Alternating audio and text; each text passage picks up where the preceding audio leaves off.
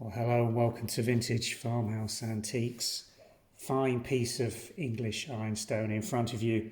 We're seeing these pieces of pale blue or grey Asiatic pheasant in this design and shape so less frequently recently. They're really difficult to find. So when this one came up at our local auction, I knew I was going to go after it. And luckily we were successful in our bidding to secure this into our collection.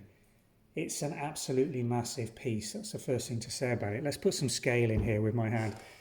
An absolute whopper, and it weighs an absolute ton. Beautifully depicted Asiatic pheasant. The floral blockwork is of the highest quality on this, and this actually comes from, let me show you, let's turn it over. Wow, really heavy. Okay, there's the mark from the original manufacturers, Wedgwood & Co., who introduced Asiatic pheasant design around 1822, I think, from memory. This blockwork banner with Asiatic pheasants was reused by Wedgwood much later on, but this one dates from around 1840 to 1850. It's also impressed Wedgwood & Co., just here. Got a little bit of marking on the base here, some antique staining, but considering its age, we do allow these pieces to have some patina and aging in place. And on the front, what a beautiful thing. Let's just walk you over this again with the design. Borders are in really nice condition. Just a little bit of wear as you'd expect around here. A little bit of glaze crazing. Just here with some very slight staining, but it's not bad enough to actually detract from the overall look of this thing. It's an absolute gorgeous piece. Substantial weight of ironstone china. Wedgwood & Co., you couldn't ask for better in terms of their background with Asiatic pheasant. The fact that they were the factory that is attributed with the introduction of the design.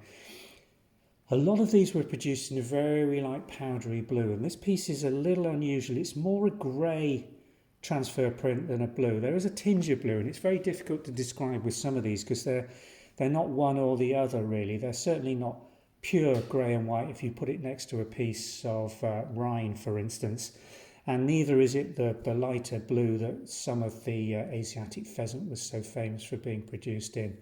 But it's just a wonderful thing. A huge display piece, a piece of country house fine china from what would have been a very substantial dessert set or dining set at one stage, in superb condition considering its age, and a really nice collector's piece for design, which, as I started this video saying, is so increasingly difficult to find in a good condition without chips, cracks or other damage on it that really detract from it. But this piece is absolutely beautiful. I do love it.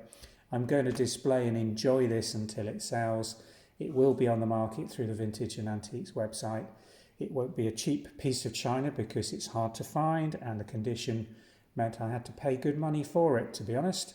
So we do export these worldwide. We will have to charge a fair amount of money to export this piece because of the size and weight the packaging entailed in getting these to you safely if we're distributing it around the world is quite a challenge, and a substantial weighted package and size package once it's properly packaged for safe delivery.